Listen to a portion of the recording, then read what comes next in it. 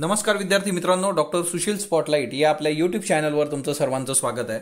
आज आपण 6 जुलै 2020च्या महत्त्वाच्या चालू घडामोडी बघणार आहोत। तत्पूर्वी काल तुमच्या ज्या शुभेच्छा होत्या सर्वांच्या गुरुपौर्णिमेनिमित्त, त्याबद्दल सर्वांचे आभार। तर बघूयात आजच्या चालू घडामोडी। तत्पूर्वी डॉक्टर सुशील स्पॉटलाइटला टेलिग्रामवर फॉलो करण्यासाठी डिस्क्रिप्शनमधली लिंक तुम्ही वापरू शकता, तसेच फेसबुकवरही आपला ग्रुप आहे, तिथेही फॉलो करू शकता। तर देशातला रुग्णवाढीचा जो उच्चांक आहे तो दिवसेंदिवस वाढत जातो आहे। 24,850 रुग्ण 24 तासात काल होते। आणि एकंदरच येत्या काळामध्ये जे काय व्हॅक्सिन संबंधी जी चर्चा आहे त्याच्याबद्दल तज्ज्ञांचं काय मत आहे तेही आपण बघणार आहोत। तर आपल्याला काळजी घेणं गरजेचं आहे। तर एकंदरीतच आता दोन महत्त्वाच्या गोष्टी आहे की करोनाच्या रुग्णसंख्येमध्ये भारताचा आत्ताच्या स्टेजला क्रमांक जो आहे तो जगात चौथा आहे। 1 नंबरला जे आहे ते अमेरिका आहे, US, 2 नंबरला आहे ब्राझील, 3 नंबरला आहे रशिया आणि 4 नंबरला आपण आहोत। ओके, तर एकंदरीतच गोष्टी क्लिअर आहेत। व्हॅक्सिनबद्दलचा जो काही इश्यू होता सगळा 15 ऑगस्टपर्यंत ICMR वर बऱ्याच लोकांनी कमेंट केली होती की लेक्चर बनवा। ICMRवर ऑलरेडी आपलं लेक्चर झालेलं आहे। ओके, तर त्याची मी परत एकदा एंड स्क्रीनला त्याचा हे शेअर करेल लिंक, तर तुम्ही ते ICMR बघू शकता आणि ते ऑलरेडी झालेलं आहे। ते तुम्हाला माहीतच पाहिजे कारण ते इतकं न्यूजमध्ये आहे सध्या। दुसरी महत्त्वाची बाब जी आहे की आता आपल्याला सर्वांना करोनासोबत जगायचं आहे, त्याच्यामुळे ती आवश्यक ती काळजी घेणं आणि डे टू डे लाईफमध्ये तुम्ही प्रॉपर डाएट घेणं आणि तुमची इम्युनिटी इम्प्रूव्ह होईल यासाठी योगा असेल, एक्सरसाइज असेल, तर त्या गोष्टी थोड्या बघा। आयुष मंत्रालयाचे जे काही निर्देश आहेत ते बघा। आता सगळ्यात महत्त्वाची गोष्ट, विज्ञान तंत्रज्ञान मंत्रालय जे आहे आपलं, त्यांनी स्पष्ट केलेलं आहे की करोनाची लस जी ती 2021 पूर्वी अशक्य आहे। त्याचंही रिझन आपण बघूयात, कारण सौम्या स्वामीनाथन यांचं सुद्धा स्टेटमेंट आहे ना। सौम्या स्वामीनाथन तुम्हाला माहीत असतील, आणि लस चाचण्यांसाठी 6 ते 9 महिन्यांचा अवधी लागतो। म्हणून याच्याकरता मी तुम्हाला वारंवार सांगितलं की लस कधी येणार, हे द हिंदूमधलं लसीच्या बाबतीतलं बेसिक लेक्चर जे होतं तर ते तुम्ही नक्की बघा, ते आपलं झालेलं आहे। तर एकंदरीतच लसीच्या चाचण्यांना 6 ते 9 महिन्यांचा कालावधी लागतो, त्याच्यामुळे 15 ऑगस्टला वगैरे हा काही स्कोप मिळणार नाही आपल्याला, विज्ञान तंत्रज्ञान मंत्रालयाने स्पष्ट केलेलं आहे। तर इथं त्या चीफ सायंटिस्ट आहेत WHO सौम्या स्वामीनाथन, आणि त्यांनीही हे क्लिअर केलेलं आहे की वॅक्सिनची ट्रायल जी असते ती जवळपास 6 मंथ्स लागतात, कमीत कमी ॲटलिस्ट 6 मंथ्स, 6 महिने त्याला कंप्लीट व्हायला लागतात। आता आपण परवानगी दिलेले आहेत। आता आपण समजा जुलै महिना सुरू आहे आणि गेले 6 महिने म्हणजे 2021 उजाडणार म्हणजे उजाडणार। आता खरं तर रिअलिस्टिक बट व्हेरी ऑप्टिमिस्टिक है ना, तुम्ही खूपच आशावादी ठेवलं तर phase 1 to completion of phase 3, phase 1 phase 3 काय आहे याच्याकरता तुम्ही लसी संबंधीचं बघा। 6 वेगवेगळ्या स्टेप्स होत्या, त्याच्यानंतर ह्युमन ट्रायलच्या 2 स्टेप्स महत्त्वाच्या आहेत। तर त्या सगळ्या गोष्टी ज्या आहेत तर तिच्यामध्ये 6 ते 9 महिने आपल्याला लागू शकतात, आणि हे पण त्यांनी फार क्लिअर केलेलं आहे। आणि त्याच्यामुळे फेज 3च्या ट्रायल ज्या असतात त्या स्किप पण करू शकतो आपण, वॅक्सिन पब्लिकला मिळण्यासाठी। पॅन्डेमिक सिच्युएशन आहे, पण फेज 1 आणि फेज 2 जवळपास 6 ते 9 महिन्याचा कालावधी आहे, तर एक महत्त्वाचं आहे हा ना। कारण दुसरी महत्त्वाची गोष्ट जी असते की कुठलंही वॅक्सिन जे आहे त्याची जी इफिकेसी आणि सेफ्टी आहे तर ती सायझेबल नंबरवर पाहिजे, म्हणजे एक त्याच्यासाठीचा जो नंबर आहे तो खूप प्रॉपर नंबर आपल्याला पाहिजे। त्याच्यानंतर दुसरी महत्त्वाची गोष्ट जी आहे की या सर्व याच्यामध्ये की सोशल मीडिया असेल की बाकीच्या ठिकाणी हे मोठ्या प्रमाणावर चालू होतं। WHO ने ऑलरेडी सांगितलेलं होतं बघा, 12 ते 18 महिने जे आहे to launch vehicle for COVID-19, हे त्यांनी सांगितलं। नंतरच्या काळामध्ये या गोष्टी आलेल्या आहेत, तर बघूयात आपण। आणि फेज 2 आणि फेज 1 साठी भारत बायोटेकला परमिशन आहे। त्याच्यानंतर नेक्स्ट वन, टोळ दाढीबद्दल दक्षतेचा भारताला इशारा दिलेला आहे। कुणी दिलेला आहे? संयुक्त राष्ट्रांनी दिलेला आहे आणि अन्न व कृषी संघटनेने दिलेला आहे। ऑलरेडी टोळ दाढीबद्दलचं एक सेपरेट लेक्चर आपण घेतलेलं आहे, ते जर तुम्ही बघितलं नसेल तर नक्की बघा। तर ते आपल्यासाठी महत्त्वाचं आहे, कारण टोळ दाढ जी आहे तर ती मोठ्या प्रमाणावर आपल्या याच्यामध्ये यावर्षी हिच्या नुकसान तिने केलेलं आहे। आणि त्याचं या वर्षाचं वैशिष्ट्य जे आहे की ते शेतीकडून शहराकडे वळलेलं आहे, कारण शेतं खाली होती, त्यांचं येण्याचं जे टाईम आहे तो पण तो अलीकडच्या काळात आला, आणि त्याच्यामुळे शेतं खाली असल्यामुळे ते शहराकडेही आली। त्याच्यामुळे आता परत टोळधाड येण्याचे चान्सेस आहे राजस्थानमध्ये. सर्वात जास्त जो नुकसान आहे ते राजस्थानचं झालेलं आहे. आणि इराण आणि पाकिस्तानमधून टोळधाड येत असून तिच्यामध्ये तुम्हाला सगळे मॅप्स वगैरे दाखवलेले आहेत त्या लेक्चरमध्ये, तर ते एकदम बघा. पण याच्याबरोबरच म्हणजे राजस्थानला सर्वात जास्त फटका, राजस्थान नंतर महाराष्ट्र, मध्य प्रदेश, पंजाब, गुजरात, उत्तर प्रदेश, छत्तीसगड, हरियाणा, बिहार या सगळ्या राज्यांना टोळधाडीचा फटका बसलेला आहे. Locust.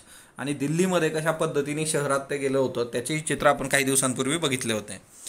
How to counter China. चायनाला कसं काउंटर करणार आपण, की India need serious economic reforms. आपल्याला आर्थिक सुधारणा गंभीर स्वरूपावर, म्हणजे तुम्हाला सिरियसली त्या खूप प्रॉपरली वर्क करायचे आहेत. त्याचं रिझन असं आहे, 1987मध्ये म्हणजे आत्तापासून जर तुम्ही 23 वर्ष मागं गेलात तर 1987मध्ये भारत आणि चीन हे इकॉनॉमिकली एकाच फूटवर होते, एकाच ठिकाणी होते.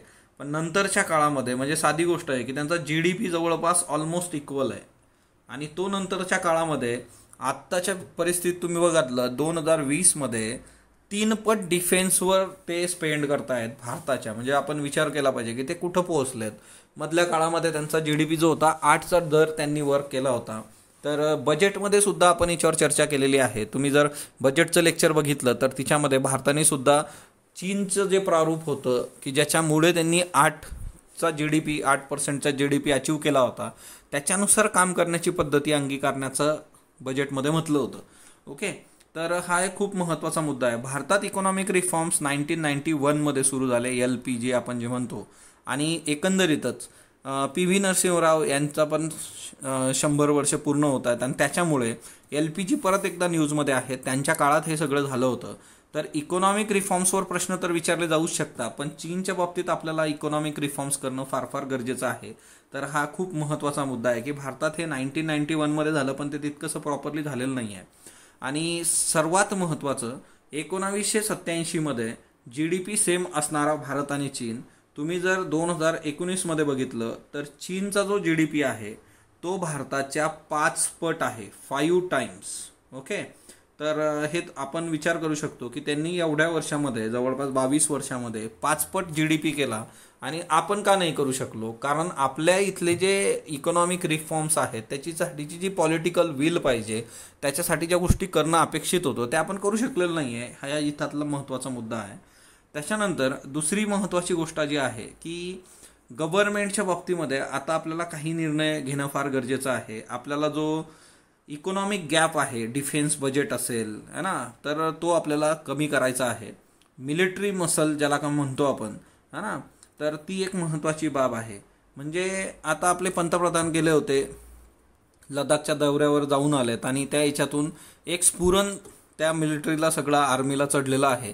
ते एक गोष्ट बाजूला आहे की देशाचं सर्वोच्च व्यक्ती ज्यावेळेस सीमेवर जाऊन त्यांचं मनोधैर्य वाढवतो तर ती खूप चांगली बाब आहे. पण त्याच्याच बाजूला डिफेन्समध्ये मोठ्या प्रमाणावर ज्या काही लूप होल्स आहेत, त्यांचं बजेट असेल किंवा आपल्याकडची अत्याधुनिक शस्त्रास्त्र किंवा अत्याधुनिक विमानं आणि त्या सगळ्या गोष्टी त्या आपल्याकडं कमी प्रमाणात आहे. तर त्याच्यावर काम केलं पाहिजे. त्याच्यावर काम करण्यासाठी आपल्याकडं पैसा पाहिजे आणि तो पैसा GDP वाढल्यानंतर येणार आहे, जो आपला नाही आहे. आणि ह्या सगळ्या याच्यामध्ये समजा आता नरेंद्र मोदींचं उदाहरण जर घेतलं आपण तर त्यांना हा चान्स आहे की त्यांनी हे इकॉनॉमिक रिफॉर्म्स खूप चांगल्या पद्धतीने वर्क करावेत आणि 8%चा जो काही GDP आहे तो त्यांनी अचीव करणं गरजेचं आहे. मग आता याच्यामध्ये आपण लँड, लेबर याच्यावर फोकस करणं गरजेचं आहे. म्हणजे आता सेव्हरल स्टेट्स जे आहेत त्यांनी काय केलेलं आहे की लेबर रेस्ट्रिक्शन्स उचलून म्हणजे लिफ्ट केले आहेत. म्हणजे लेबरसाठी आधी 8 तास 12 तास, तर आता सगळे जे काही लेबरसाठीचे कायदे होते आणि त्याच्यात बदल त्यांनी केलेले आहेत. दुसरी महत्त्वाची गोष्ट आहे की आपण सेल्फ सफिशियन्सीवर काम केलं पाहिजे. हा खूप महत्त्वाचा मुद्दा आहे. Self sufficiency. आपण खूप जास्त प्रमाणात गोष्टी बाहेरून मागवतोय, जसं फॉर एक्झाम्पल मेडिसिनल इन्ग्रेडियंट्स जे आहेत, डिजिटल सेफगार्ड्स जे आहेत, 76% जे काही अँटीबायोटिक आपण चीनमधून मागवतोय है ना, हे ऑलरेडी आपण आधी पण बघितलेलं आहे. त्याच्यानंतर दुसरी महत्त्वाची गोष्ट जी आहे की चीन जो आहे तो आजच्या डेटमध्ये आपल्याला जिओ पॉलिटिकल कॉम्पिटिशन आहे, पॅन्डेमिक, ट्रेड वॉर्स असतील, इकॉनॉमिकल इश्यू असतील, या बाबतीमध्ये आपल्याला प्रतिस्पर्धी म्हणून समोर दिसतो. तर भारताने आता एक स्टेबल टॅक्स पॉलिसी आणणं गरजेचं आहे है ना. ट्रेड ऑब्स्टेकल जे आहे, रेड टेप मेकॅनिझम ते कमी करणं गरजेचं आहे भारताच्या बाबतीमध्ये.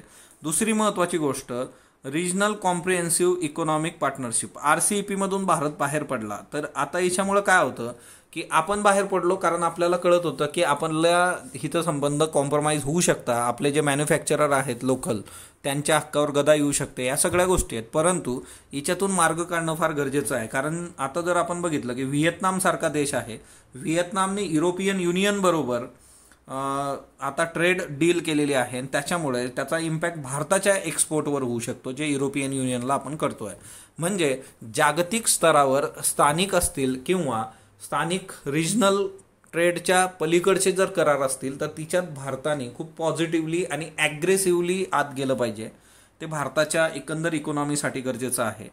त्याच्यानंतर दुसरी महत्त्वाची गोष्ट जी आहे की जास्तीचे इन्व्हेस्टमेंट, त्याच्यानंतर जॉब्स क्रिएट करणं, त्याच्यानंतर तंत्रज्ञान, याच्यावर आपण काम करणं फार फार गरजेचं आहे.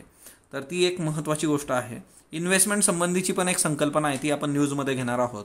ओके, तर अशा काही बेसिक गोष्टी आहेत तर ते आपण करणं गरजेचं आहे. तरच आपण इकॉनॉमिक रिफॉर्म्सद्वारे चीनला एक चांगलं आव्हान देऊ शकतो. तर हे तुम्हाला एसेला किंवा इंटरव्ह्यूला सगळ्याच ठिकाणी महत्त्वाचं आहे. आता बघा, प्रश्नांकित उत्तर प्रदेशमध्ये जे काही झालं की पोलिसांवर हल्ला झाला आणि त्याच्यात एका उपअधीक्षकासह 8 पोलिसांची झालेली हत्या आहे. आता सिंपल याच्यामध्ये गोष्ट अशी आहे की है ना, घर का भेदी लंका ढाहे. तर पोलीस स्टेशनमधूनच समोरच्या व्यक्तीला ती माहिती गेलेली आहे. समोरचा जो व्यक्ती आहे, जो गुंड आहे, त्याला एकतर गुन्हेगारी साम्राज्य जे आहे ते UP बिहार यांचं फार म्हणजे है ना, तिथं ही गोष्ट फार कॉमन आहे. आता UP सारखं जे राज्य आहे, ते UP सारख्या राज्यामध्ये त्याचं जर ओळख तुम्ही बघितली राजकीय स्तरावर, तर सर्वाधिक पंतप्रधान देशाला देणारं राज्य, लोकसभेत सर्वाधिक खासदार पाठवणारं राज्य. पण राजकीय दृष्ट्या तिथं काय चालतंय, तर तिथं कसल्या प्रकारची आपल्याला डेव्हलपमेंट दिसत नाही. योगी आदित्यनाथ सारखे मुख्यमंत्री जे आहेत ते आपल्याला सांगतात महाराष्ट्रासारख्या राज्याला की तुम्ही काय केलं पाहिजे मजुरांच्या बाबतीमध्ये, पण ते मजूर इतके महाराष्ट्रात का आले त्याचा काही म्हणजे उहापोह योगी आदित्यनाथ सारखे मुख्यमंत्री करत नाही. किंवा फक्त योगी आदित्यनाथ आता आहेत, त्याच्या आधीच्यांनी पण काही केलेलं नाही आहे. म्हणजे याच्यामध्ये सर्वच, म्हणजे ते काँग्रेस असू दे, बहुजन समाजवादी पार्टी असू दे की BJP असू दे, हे तीनच जे पक्ष आहेत ते आलटून पालटून UP सत्तेत होते. परंतु यांनी UPची जी काही बेसिक हे आहे, म्हणजे बेसिक मूलभूत विकासाला चालना देणं, अशा गोष्टी केलेल्या नाही आहेत. म्हणजे तुम्ही मोठमोठे जे नेते आहेत त्यांचे मतदारसंघ जे आहेत, म्हणजे पार नेहरूंपासून आणि सोनिया गांधी, राहुल गांधी असतील, तर ते सगळे UP आहेत. परंतु तिथं डेव्हलपमेंट नावाचा पत्ता शून्य आहे. हा ना, स्मृती इराणींनी चांगलं काम केलं होतं, पण परत नंतर त्यांनी ढुंकून बघितलेलं नाही आहे. त्यांच्या अगेन्स्ट पण निदर्शनं तिथं आता कोविड-19च्या काळात झाली. म्हणजे ही जी एक वृत्ती आहे की निवडून आल्यानंतर की जाऊ देत बाबा हे होतं आहे, तर असं होता कामा नये.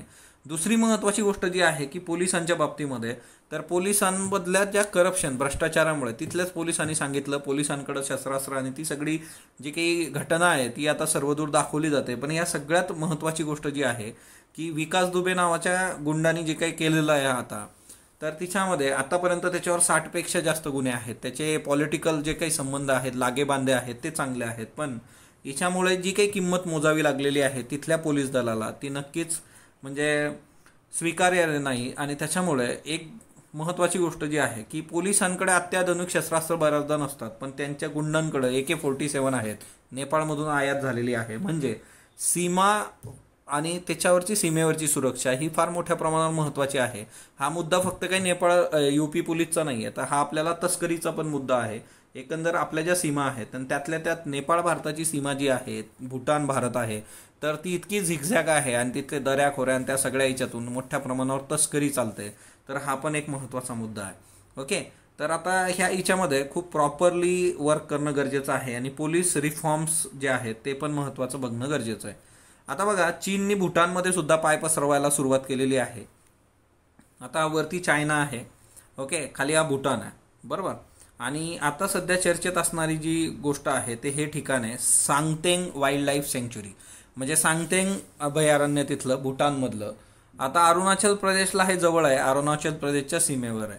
आता चीन आणि भूटान यांच्यामध्ये कसलेही डिप्लोमॅटिक रिलेशन आतापर्यंत नाहीत, परंतु सीमावादासंबंधी यांच्या चर्चा झालेल्या आहेत वेळोवेळी.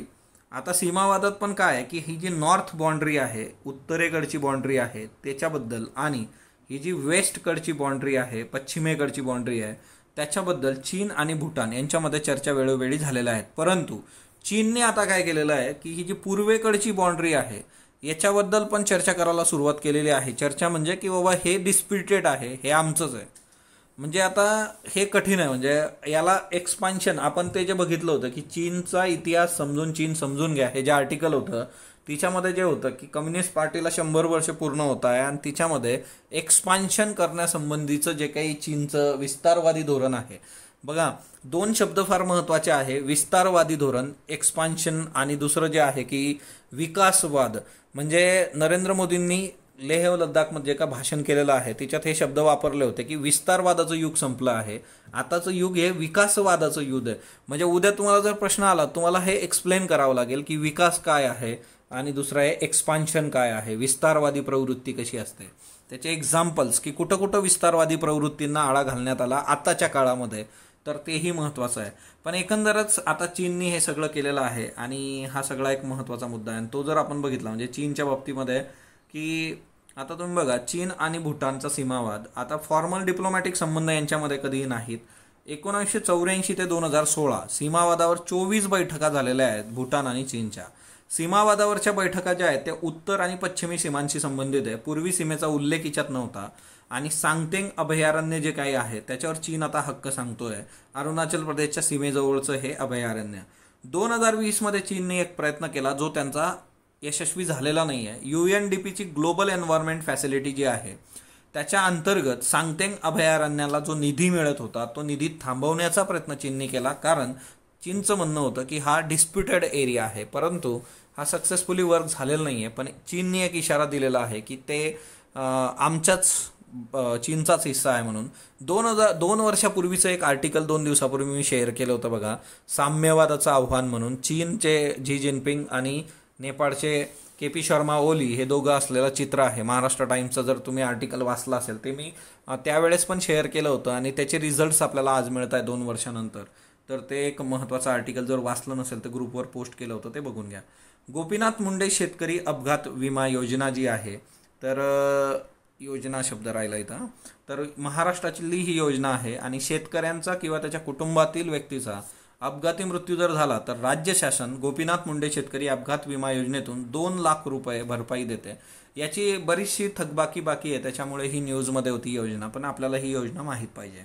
सिंपल ह्या योजनेवर पण ऑलरेडी कंबाईन असू देत राज्यसेवा प्रश्न विचारून झाला आहे. कॅपिटल फ्लाईट काय असतं? कॅपिटल फ्लाईट म्हणजे काय? परदेशी गुंतवणूकदार जे असतात त्यांना जर एखाद्या देशामधलं राजकीय वातावरण, आर्थिक वातावरण त्याच्या संबंधी नकारात्मक संकेत जर मिळाला तर त्या केसमध्ये त्यांनी गुंतवलेल्या पैशाविषयी त्यांना असुरक्षिततेची भावना निर्माण होते आणि ते तडकाफडकी तिथून गुंतवणूक काढून घेतात. यालाच कॅपिटल फ्लाईट असं म्हटलं जातं. म्हणजे तुम्ही जर आजच्या डेटमध्ये जर असं झालं समजा की एखाद्या देशामध्ये एक देश आहे, तिच्यामध्ये Y या देशातल्या लोकांनी किंवा बाहेरच्या Y, Z वेगवेगळ्या गुंतवणूकदारांनी पैसा गुंतवलेला आहे, पण जर X या देशातली राजकीय घडी विस्कटली किंवा नकारात्मक जे काही इकॉनॉमिक स्ट्रक्चर त्यांचं जर गडबडायला लागलं तर त्या केसमध्ये हे गुंतवणूकदार पटकन तिथला पैसा उचलून घेतात आणि याला म्हटलं जातं की एक खट्टा पैसा बाहेर घेऊन जाणं, त्यालाच कॅपिटल फ्लाईट असं म्हटलं जातं. ओके. डॉक्टर मनमोहन सिंग यांच्या बाबतीतला एक फॅक्ट लक्षात ठेवा. जून 2005 मध्ये तत्कालीन पंतप्रधान डॉक्टर मनमोहन सिंग यांनी सियाचीनला भेट दिली होती. सियाचीनला भेट देणारे ते पहिले पंतप्रधान होते, तर हे एक लक्षात ठेवा. त्याच्यानंतर गाझियाबाद जे आहे UP, कारखान्यात स्फोट झालेला आहे, तिथं आग लागली होती. 5 जुलै 2020 मेणबत्त्या तयार करण्याच्या कारखान्यात स्फोट लागून 8 लोक ठार झालेले आहेत. ही न्यूज का घेतली? कारण विशाखापट्टणममध्ये 2 गोष्टी घडलेल्या आहेत. छत्तीसगड पेपर मिलमध्ये स्फोट झालेला आहे, आता गाझियाबाद आहे. याचा अर्थ इंडस्ट्रीयल सेफ्टी जी आहे त्याच्या बाबतीमध्ये आपल्याकडे अतिशय वाईट परिस्थिती आहे. त्याच्यावर UPSCचा प्रश्नही आपण एका दिवशी घेतला होता. तर आपण इंडस्ट्रीयल सेफ्टी संबंधी चांगलं काम करणं गरजेचं आहे. कुतूहलमध्ये बघा, पक्ष्यांचं अपत्य संगोपन, त्याच्याबद्दल फॅक्ट्स आहेत की 90% प्रजातींमध्ये पिल्लाचं संगोपन जोडीने केलं जातं. नर आणि मादी दोघं करतात. मादी अंडी आणि पिल्लांना सुरक्षित ठेवण्याचं काम करते, तर नर घरटे तयार करतो आणि अन्न पुरवण्याचं काम करतो. हा ना. माणसासाठी पण हे आहे, रोल मॉडेल आहे, मिळून काम करा. हा ना. शहामृगासारखा उडू न शकणारा जो पक्षी आहे त्याच्यामध्ये संगोपनाची बरीचशी जबाबदारी नर पार पाडत असतो. ओके. माणसामध्ये बऱ्याचदा तुम्हाला विरोधाभास दिसून येतो. सस्तन प्राणी जे आहेत, अपत्य संगोपन सस्तन प्राण्यांमध्ये 95% प्रजातींमध्ये मादी पिल्लाचं काळजी घेताना दिसते. सस्तन प्राण्यांमध्ये एवढं 95% काय आहे तर तिच्यामध्ये पिल्लांचं प्रमाण कमी असतं, त्याच्यामुळे त्या गोष्टी सोप्या होतात. मास्यांच्या बाबतीत पिल्लांचं प्रमाण खूप जास्त आहे, तिच्यामुळे ते तिथं वर्क होत नाही. Ensuring that every Indian voter can participate in elections is imperative to ensure a democratically inclusive India. Discuss. 10 mark 150 शब्दांसाठी. ओके. स्पॉटलाईट रायटिंग फोरमवर बरीच लोक परत त्यात चॅट करतायत आणि त्याच्यामुळे जो आपला ॲडमिन आहे तो त्यांना बाहेर काढत असतो आणि त्याच्यानंतर ते मग मेसेज करतात. तर साधी गोष्ट आहे, कॉमन सेन्स आहे, तिथं लिहिलेलं आहे की फक्त रायटिंगसाठीचा ग्रुप आहे. त्याच्यामुळे तुमच्या ज्या चर्चा आहेत तर त्या तुम्ही दुसरा ग्रुप स्वतः बनवू शकता आणि त्याच्यावर त्या चर्चा करू शकता. पण त्याच्या बाबतीमध्ये एकदम क्लिअर आहे, तर ते समजून घ्या. कारण कसं असतं, एकाला अलाव केलं की मग त्या चुकीच्या पद्धतीने गोष्टी होतात सगळ्या. MPSC mains civil service challenges हा MPSC मेन्स करता प्रश्न आहे बघा. आता ह्या कोविड-19मध्ये सिव्हिल सर्व्हिसची बरीच चर्चा होते. त्याच्यामुळे पंतप्रधान मोदींनी भेट दिलेल्या निमूबाबत योग्य विधान निवडा. निमू हे सिंधू नदीच्या किनारी वसलेलं आहे, बरोबर. निमू हे ठिकाण झास्कर पर्वतरांगांमध्ये आहे, बरोबर. निमू हे पर्यटन स्थळ म्हणून प्रसिद्ध आहे, बरोबर. ब क तिन्ही बरोबर आहे. खालील पर्वतरांगांचा उत्तरेकडून दक्षिणेकडचा योग्य क्रम ओळखा. काराकोरम, लद्दाख, झास्कर, पीर पंजाल आणि त्याच्यानंतर शिवालिक येतं बघा. तर उत्तरेकडून दक्षिणेकडचा हा क्रम आहे, काराकोरम, लद्दाख, झास्कर, पीर पंजाल. 2020 सालचा नटवर्य प्रभाकर पणशीकर रंगभूमी जीवनगौरव पुरस्कार कोणाला जाहीर झाला? रत्नाकर मतकरींना झालेला आहे. रत्नाकर मतकरींचं निधन सुद्धा झालेलं आहे, त्याच्यामुळे ते महत्त्वाचे आहेत. लीड हे शालेय ई पोर्टल खालीलपैकी कुणी सुरू केले? तर दिल्ली सरकारने सुरू केलेलं आहे लीड. कुत्र्यांची तस्करी व मांस यावर मार्च 2020मध्ये बंदी घालणारं राज्य मिझोराम होतं आणि नंतर आता जुलैमध्ये नागालँडने बंदी घातलेली आहे. माजी पंतप्रधान PV नरसिंहराव यांच्या काळातील घटना व निर्णय ओळखा. खाजगीकरण, उदारीकरण, जागतिकीकरण. पूर्वेकडे बघा, लुक ईस्ट धोरण. आणि तिसरं आहे पृथ्वी क्षेपणास्त्री पहिली यशस्वी चाचणी. तर याच्यापैकी योग्य निर्णय, घटना आणि निर्णय जे आहेत वेगवेगळे, ते माजी पंतप्रधान PV नरसिंहराव यांच्याशी संबंधित कुठले आहेत? फक्त अ ब क, फक्त ब, अ व ब. अक्षरकार कमल शेडगे यांच्याबद्दल बिनचूक विधान निवडा. 1962ला रायगडाला जेव्हा जाग येते या नाटकासाठी प्रथम सुलेखन केलं त्यांनी. दुसरं स्टेटमेंट आहे माझी अक्षरगाथा, कमलाक्षरे, चित्राक्षरे ही त्यांची पुस्तके होय. फक्त अ, फक्त ब, दोन्ही अब यापैकी नाही.